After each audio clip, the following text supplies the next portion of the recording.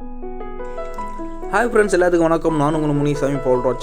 இன்றைக்கி என்ன பண்ண போகிறோம்னா சும்மா சூப்பராக ஒன்று பண்ண போகிறோங்க. என்னென்னு பார்த்தீங்கன்னா அப்பம் நம்ம வீட்டிலே பண்ண போகிறோம். வாங்க நம்ம சின்ன கிச்சனுக்கு போகலாம்.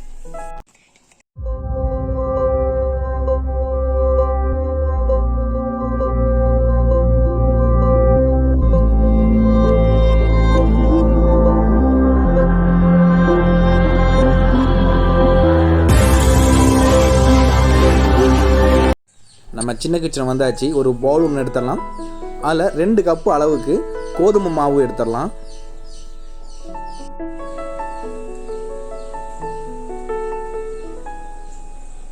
ஒரு கப் அளவுக்கு அச்சு வெல்லம் எடுத்துடலாம்.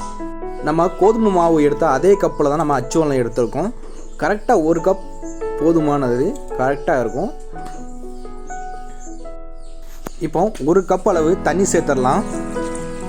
நம்ம காய்ச்சி எடுத்துருவோம். இப்போ இந்த மாதிரி ஸ்டேன் ஒன்று எடுத்துடலாம்.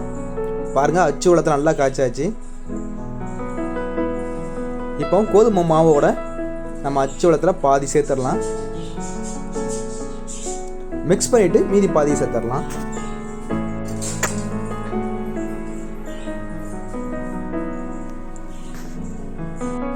இப்போ அச்சு வெல்லத்தை எல்லாம் சேர்த்தாச்சு.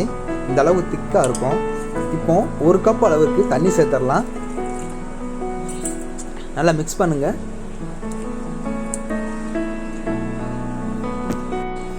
பாருங்க, இந்த அளவுக்கு இருக்கணும். மாவு வந்து கட்டியாகவும் இருக்கக்கூடாது, தண்ணியாகவும் இருக்கக்கூடாது, மீடியமாக இருக்கணும்.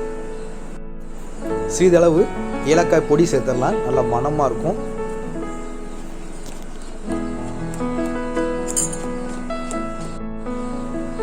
பாருங்க, இந்த அளவுக்கு நல்லா மிக்ஸ் பண்ணிக்கோங்க. நமக்கு கட்டியாக எதுவுமே இருக்கக்கூடாது. அந்த அளவுக்கு பார்த்து நல்லா மிக்ஸ் பண்ணிக்கணும். இப்போ நம்ம 10 அல்லது 15 நிமிஷம் மூடி வச்சிடலாம். நமக்கு 15 நிமிஷம் ஆச்சு. நம்ம கொஞ்சமாக சமையல் சோடா உப்பு சேர்த்துடலாம். நம்ம நல்லா உப்பி வர்றதுக்கு. இப்போ நல்லா ஒரு வாட்டி மிக்ஸ் பண்ணிடலாம். ஏன்னா நமக்கு வந்து சமையல் சோடா நல்லா மிக்ஸ் ஆகணும்.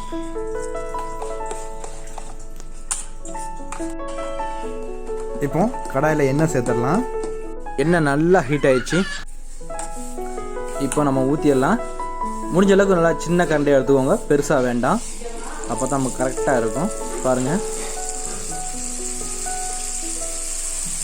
நான் இன்றைக்கி 2 ஊற்றிருக்கேன். நீங்கள் பெரிய கடாயில் யூஸ் பண்ணும்போது 4-5 ஊற்றலாம். பாருங்கள், இப்படி நல்லா பொரிஞ்சு வருதுன்னு.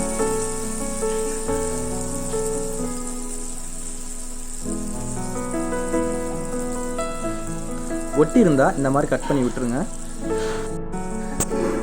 நல்லா 1 சைடு குக் ஆயிடுச்சு. இப்போ திருப்பி போட்டுடலாம்.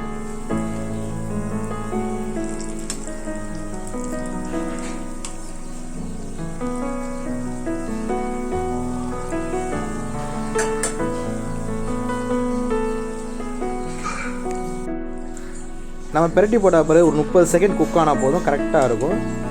பாருங்கள், செம்மையாக குக் ஆயிடுச்சு. இப்போ எடுத்துடலாம்.